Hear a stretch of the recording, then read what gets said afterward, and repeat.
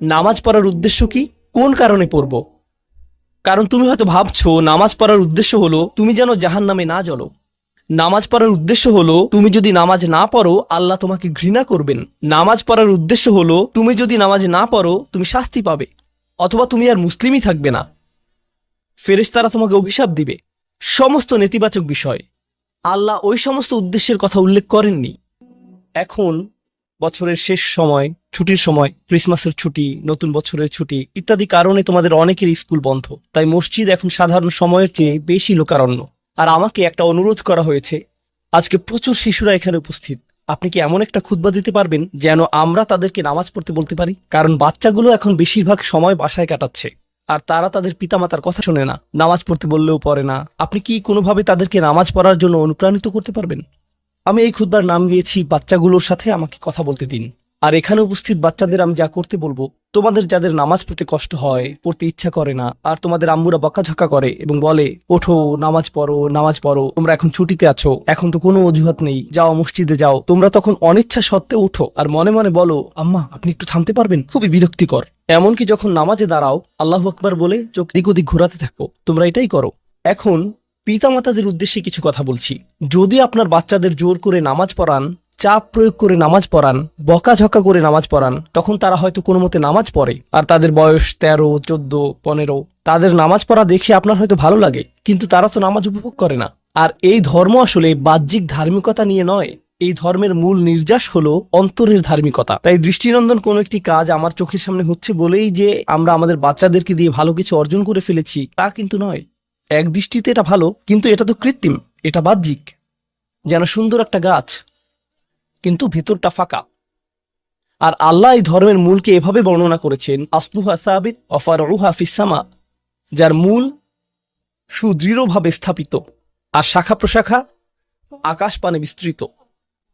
যখন কোনো মানুষ নামাজ নিয়ে অলসতা করে, আমি 3-4 বছরের বাচ্চা সম্পর্কে কথা বলছি না, এবং আমি 6 বছরের কাউকে নিয়েও কথা বলছি না, আমি এমন বাচ্চাদের নিয়ে কথা বলছি যারা এখন বুদ্ধিসম্পন্ন, বাবা পুত্র বা কন্যা মিলে একই লেভেলের ভিডিও গেম খেলতে পারে, একই ধরনের টিভি শো দেখতে পারে। তারা এমন একটি লেভেলে পৌঁছে গেছে যে তারা এখন উচ্চ স্তরের বিষয়গুলো হৃদয়ঙ্গম করতে পারে। আপনার যেসব বিষয়ে আগ্রহ আছে তার কিছু কিছুতে তাদেরও আগ্রহ আছে। টিভিতে আপনি যদি কোনো খেলা দেখেন তারাও আপনার সাথে দেখে। কিছু কিছু বিষয়ে তারা বুদ্ধিগত দিক থেকে আপনার সমপর্যায়ের। অবশ্যই তারা শিশু, তাদের ব্রেইন এখনো পুরোপুরি পূর্ণতা পায়নি, এখনো কম ক্ষমতা সম্পন্ন, কিন্তু কিছু পর্যায়ে তারা ইতিমধ্যে বুদ্ধিমান সত্তা হয়ে গেছে এবং এখন তারা নিজস্ব সিদ্ধান্ত নেওয়ার ক্ষমতা প্রদর্শন করছে। তারা নিজের জন্য চিন্তা করতে পারে এবং বুদ্ধিমান প্রশ্ন করতে পারে। অতএব নবীন কিশোর কিশোরীরা, তোমরা যারা শ্রোতাদের মধ্যে বসে আছো, তোমাদের শিশু হিসেবে সম্বোধন করছি না, আমি তোমাদের কিশোর কিশোরী হিসেবে সম্বোধন করছি। মনে করো তোমাদের বাবা তোমাদের সাথে কথা বলছে, বা তোমাদের মা তোমাদের সাথে এই খুতবায় কথা বলছে। আমি ধরে নিচ্ছি যে আমি আমার নিজের সন্তানদের সাথে কথা বলছি এই খুতবায়। আমি মিম্বারে না, আমি বাসায় বসে আমার বাচ্চার সাথে কথা বলছি।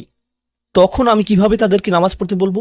প্রথম যে বিষয়টা বলে আমি কথা শুরু করতে যাচ্ছি তা হলো, প্রিয় সন্তান, এমন একটি সময় ছিল যখন আমি তোমার কথা জানতাম না, তোমার সাথে আমার কোনো সম্পর্ক ছিল না, তোমার কোনো অস্তিত্ব ছিল না, আমি তোমার ব্যাপারে কোনো পরোয়া করতাম না, তোমার কথা কখনো চিন্তা করতাম না, তুমি আমার নিকট কিছুই ছিলে না।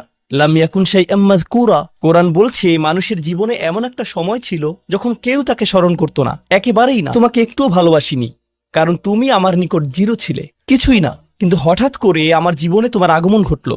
এমনকি যখন আমি জানতে পারলাম যে তোমার মা তোমার জন্ম দিবে, যখন সে তার পেটের মধ্যে তোমাকে বহন করে চলছিল, এমনকি তোমার মাও ভাবতো কেমন হবে আমার সন্তানটা, কিন্তু আমার কোনো ধারণাই ছিল না, আমার কাছে কোনো তথ্য ছিল না। আমার একটা অংশ এই ভয়ে থাকতো যে তুমি হয়তো আমার মতো হবে, কিন্তু আমার কোনো ধারণাই ছিল না কেমন মানুষ হবে তুমি। এমনকি তুমি যখন একটু একটু করে বড় হচ্ছিলে, তুমি যখন একদম ছোট বাচ্চা ছিলে, আমি আসলে জানতাম না তুমি কে। আমি শুধু জানতাম তোমাকে খাওয়াতে হবে, আর মাঝে মাঝে তোমার থেকে দুর্গন্ধ আসতো। এছাড়া তোমার সম্পর্কে আমি তেমন কিছুই জানতাম না। এখন তুমি যেহেতু বড় হয়ে উঠছো, এখন আমরা পরস্পর কথা বলতে পারি এবং যোগাযোগ করতে পারি। তুমি স্কুলে যাচ্ছ, আমরা একই বাড়িতে বাস করি। আমি শুধু তোমাকে জানাতে চাচ্ছি, আমাদের মধ্যে এই সম্পর্কটি সবসময় বর্তমান ছিল না। আমি তোমাকে আরো জানতে চাই, এই সম্পর্কটি সবসময় বর্তমান থাকবেও না। খুবই অল্প কিছু সময়ের জন্য আমরা দুজন একত্রে থাকবো, আর অল্প কিছু দিনের মধ্যেই তুমি পুরোপুরি বড় হয়ে যাবে, তুমি যুবক হওয়ার পথে। এটা খুব দূরের জিনিস না। বস্তুত তোমার বাচ্চাকাল থেকে এখন পর্যন্ত সময়টাকে আমার কাছে 1 মাসের মতো মনে হয়। চোখের পলকে তুমি এখনকার তুমি হয়ে গেছো। কিছু বুঝে উঠলেই তুমি বড় হয়ে যাবে, একদিন ইউনিভার্সিটিতে যাবে, চাকরি করবে, বিয়ে করবে, এর সব কিছুই ঘটবে ইনশাআল্লাহ, যদি আল্লাহ ইচ্ছে করেন। যখন ওই ব্যাপারগুলো ঘটবে তখন আমাদের সম্পর্কটা আর আজকের মতো থাকবে না। বাড়িতে এসে তুমি আমার কাছে ছুটে আসবে না, তুমি আমার সাথে সময় কাটাবে না, তোমার নিজের চাকরি থাকবে, পরিবার থাকবে, স্ত্রী থাকবে বা স্বামী থাকবে, তোমার তখন নিজের জীবন থাকবে। সুতরাং আমাদের হাতে একত্রে যে সময়টুকু আছে তা খুবই সীমিত। এমনকি এই সময়টুকুতেও তোমার স্কুল আছে, আমার চাকরি আছে, আমাকে বাজার করতে হয়। আমাদের হাতে হয়তো দৈনিক 20 মিনিট সময় থাকে সত্যিকারের কথা বলার। আমাদের একসাথে অতিশয় সংক্ষিপ্ত কিছু সময় থাকে। তুমি যখন বড় হয়ে যাবে তখন আমার সম্পর্কে তুমি শুধু আমাদের একত্রে কাটানো ওই গুটিকত মুহূর্তগুলোর কথাই স্মরণ রাখবে, কারণ আমাদের কাছে একত্রে কাটানোর মতো 24 ঘন্টা নেই, আমাদের নেই। তো মোট কথা, প্রথম যে জিনিসটি আমি তোমাকে জানাতে চাই তা হলো, আমি তোমাকে কোনো মতে চিনি।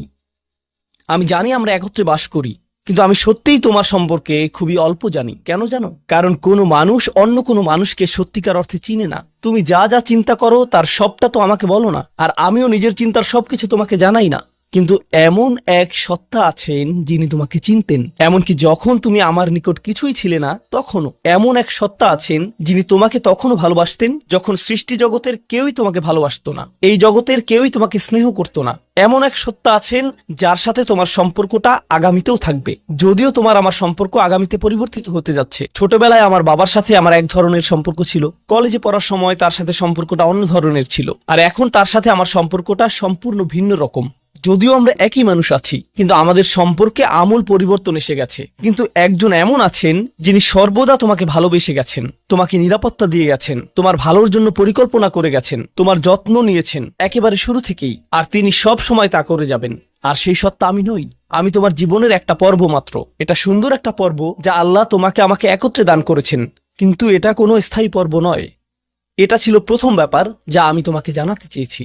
দ্বিতীয় যে বিষয়টি আমি তোমাকে জানাতে চাই তা হলো, আমি যখন তোমাকে নামাজ পড়তে বলি বা কোনো কিছু করতে বলি, তোমার তখন মনে হয় আমি তোমাকে নিয়ন্ত্রণ করছি, তোমার উপর বসগিরি দেখাচ্ছি, তোমাকে কেবল এটা ওটা করতে বলি। আমি চাই তুমি জেনে রাখো, আমার পক্ষে আসলে তোমাকে নিয়ন্ত্রণ করা সম্ভব নয়। আমি তোমাকে উপদেশ দিতে পারি, কঠোরতা দেখাতে পারি মাঝে মাঝে, এটা সত্য, কিন্তু অতি সত্বর তুমি এতটা বড় হয়ে যাবে যে তখন যত জোরেই আমি চিৎকার চেঁচামেচি করি না কেন, আমার কণ্ঠস্বর যত উঁচুই করি না কেন, যত হতাশাই ব্যক্ত করি না কেন, এতে কোনো লাভ হবে না। কারণ তোমার সিদ্ধান্তগুলো তুমিই নিবে। তুমি এরকম বলবে, আচ্ছা বাবা, আমি একটু পরে তোমাকে কল দিচ্ছি, আমাকে এখন যেতে হবে, আর একটা কল এসেছে। তুমি তখন আমাকে অপেক্ষায় রাখবে আর নিজের কোনো প্রয়োজন সারবে। মূলত অধিকাংশ সময় তোমার পছন্দ অপছন্দের উপর আমার কোনো নিয়ন্ত্রণই থাকবে না। তুমি যখন স্কুলে থাকো এবং বন্ধুদের সাথে আড্ডা দাও, তাদের সাথে কথাবার্তা বলো, আমি ওইসব কথাবার্তার কোনো কিছুই নিয়ন্ত্রণ করি না। আর আমি যদি ইতিমধ্যেই তোমাকে আইপ্যাড বা ফোন বা এরকম কিছু দিয়ে থাকি, আর এগুলো দিয়ে তুমি তোমার বন্ধুদের সাথে যোগাযোগ করো, তুমি তখন কোন ধরনের যোগাযোগ করো তার উপর আমার কোনো নিয়ন্ত্রণই থাকে না। এমনকি যদি আমি ওইসব ডিভাইসে প্যারেন্টিং কন্ট্রোল অ্যাপস ইনস্টল করে দেই, তবুও আমি তোমার চিন্তা নিয়ন্ত্রণ করতে পারি না। আমি কিছুটা নিয়ন্ত্রণ পেতে পারি, কিন্তু সেটা খুবই সীমিত। তবে এমন একজন আছেন যিনি নিয়ন্ত্রণ করে গেছেন তোমার শরীরের প্রতিটি কোষ। একসময় তুমি যে মাইক্রোস্কোপিক তরল পদার্থ ছিলে, সেটাও তিনিই নিয়ন্ত্রণ করে গেছেন, যা তোমার মায়ের গর্ভে বড় হচ্ছিল, যা নিয়ন্ত্রণ করছিল তোমার জেনেটিক ক্রোম, যার উপর ভিত্তি করে তোমাকে সৃষ্টি করা হয়েছে। কেমন হবে তোমার শরীরের রং, তোমার চুলের আকৃতি, তোমার চোখ, তোমার বুদ্ধি কেমন হবে, তুমি কতটা লম্বা বা বেটে হবে, এর সবকিছুই তিনিই নিয়ন্ত্রণ করে গেছেন। তোমার উপর আসলে তার নিয়ন্ত্রণ আছে, আমার নয়। আমার একটি কথা মনে পড়ে গেল, যা রাসূল সাল্লাল্লাহু আলাইহি সাল্লাম তার মেয়ে ফাতিমা রাদিয়াল্লাহু আনহাকে বলেছিলেন, ইয়া ফাতিমা বিনতি মুহাম্মদ ইত্তাকিল্লাহ ফা ইন্নী লা আমলিকু লাকি মিনাল্লাহি শাইআ। ও ফাতিমা, মুহাম্মাদের কন্যা, আল্লাহর ব্যাপারে সচেতন থাকো। আল্লাহর নিকট আমার কোনো কর্তৃত্ব থাকবে না তোমার ব্যাপারে। এখন আমরা পরবর্তী পয়েন্টে এসে গেছি, যা এই কথার সাথে সম্পর্কিত। আমার যেহেতু নিয়ন্ত্রণ নেই, সত্য হলো তোমার ব্যাপারে আমি যতই সংরক্ষণশীল হই না কেন, আর আমি চাই যে তুমি ভালো করো, তবুও তোমার ভালো আমি নিয়ন্ত্রণ করি না, আর আমি এর জন্য দায়বদ্ধ নই। আল্লাহ প্রতিটি মানবকে তার নিজের জন্য দায়বদ্ধ করে সৃষ্টি করেছেন। দেখো, তুমি যদি ট্রাফিক আইন লঙ্ঘন করো, যদি একদিন ড্রাইভিং লাইসেন্স পাও এবং এরপর রাস্তায় লাল বাতি উপেক্ষা করে চলে যাও, পরে পুলিশ তোমাকে ধরলো, তখন তো তুমি বলতে পারবে না, আপনি একটু আমার বাবার সাথে কথা বলতে পারবেন না। তোমার নিজেকেই এই পরিস্থিতির মোকাবেলা করতে হবে। তোমার ইউনিভার্সিটি প্রফেসর যখন তোমাকে ফেল মার্ক দিবে, তখন তো বলতে পারবে না, একটু থামুন, আমার মাকে একটু কল দেই। না, তুমি নিজেই এই ফেইলের জন্য দায়ী।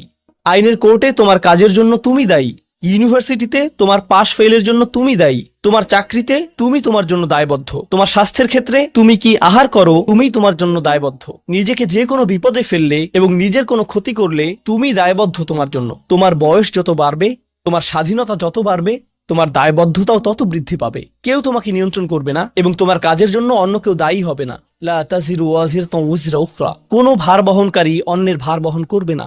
আমি আসলে তোমার জন্য দায়ী নই। আর শেষ বিচারের দিন আমরা প্রত্যেকে সম্পূর্ণ একাকী আল্লাহর সামনে উপস্থিত হব। এখন এই দুনিয়াতে আমরা একসাথে একত্রে বসবাস করছি, আমরা একই পরিবারের সদস্য, আমরা কোলাকুলি করি, আমি আমৃত্যু তোমাকে ভালোবাসি, আমি সর্বদা তোমাকে নিয়ে চিন্তা করি। কিন্তু সামনে এমন একটা দিন আসছে যেদিন আমরা আমাদের সমগ্র অস্তিত্বের সবচেয়ে নিঃসঙ্গ সময় পার করব। বস্তুত শেষ বিচারের দিন তুমি যদি আমার কাছে দৌড়ে আসো, এমন হতে পারে যে আমি তোমার থেকে দৌড়ে পালাবো। তোমাকে চিনি না আমি, দূর হও আমার কাছ থেকে। আমি এখন আমার হিসেব নিয়ে চিন্তিত, কারণ তোমার সাথে আমার সম্পর্কটি ছিল সামান্য কয়েকটি ক্ষুদ্র সেকেন্ডের জন্য আল্লাহর সাথে সম্পর্কের তুলনায়, যে সম্পর্কটি আরো অনেক বড়, অনেক বেশি পুরনো, আর ওটা থাকবে আরো বেশি সময় ধরে। আমাকে এখন ওই সম্পর্কটা নিয়ে ডিল করতে হবে শেষ বিচারের দিন। অতএব আমাদের এই সম্পর্কটি ইয়াউমা ইয়াফিরুল মারউ মিন আখিহি ওয়া উম্মিহি ওয়া আবিহি, এই ধরনের সব আয়াত। লোকটি পালাবে তার মা থেকে, তার বাবা থেকে, তার ছেলে মেয়েদের থেকে, তার ভাই বোনদের থেকে, তার স্ত্রী বা স্বামী থেকে। কেউ কেউ ভাবছেন স্ত্রী থেকে পালানো, এটা তো আমি বর্তমানেও করি। তো পরবর্তী যে বিষয়টি আমি তোমাকে জানাতে চাই, আমি তোমার কাছ থেকে সম্মান অনুভব করতে চাই, ঠিক যেভাবে তুমিও আমার প্রদত্ত যত্ন অনুভব করতে চাও। তুমি যখন কাউকে ভালোবাসো তখন কেমন যেন তার কাছে তোমার একটা চাহিদা তৈরি হয়। আমার নিকট তোমার চাহিদা হলো বাসার সমস্ত প্রয়োজন ঠিকমতো মেটানো হচ্ছে তো, আমার দায় দায়িত্বের অন্তর্ভুক্ত। আমার কাছে তোমার চাহিদা হলো আমি যেন কারেন্ট বিল প্রদান করি, ঘরের এসিটা যেন কাজ করে। তুমি চাও আমি যেন তোমার স্কুলে যাওয়া নিশ্চিত করি, তুমি চাও আমি যেন তোমাকে জামা কাপড় কিনে দেই। এগুলো আমার দায়িত্ব। আর আমি চাই তুমি যেন আমাকে কিছুটা সম্মান প্রদর্শন করো এবং শ্রদ্ধা দেখাও এবং আমার কথা শোনো। এগুলো তো সবাই বুঝে, কিন্তু আল্লাহর সাথে তোমার সম্পর্কটা অন্যরকম। তার কাছ থেকে তোমার অনেক কিছু দরকার, কিন্তু তোমার কাছ থেকে তার কোনো কিছুরই দরকার নেই। তোমাকে তার একটুও প্রয়োজন নেই। আসলেই তার কারোরই দরকার নেই বা কোনো কিছুরই দরকার নেই।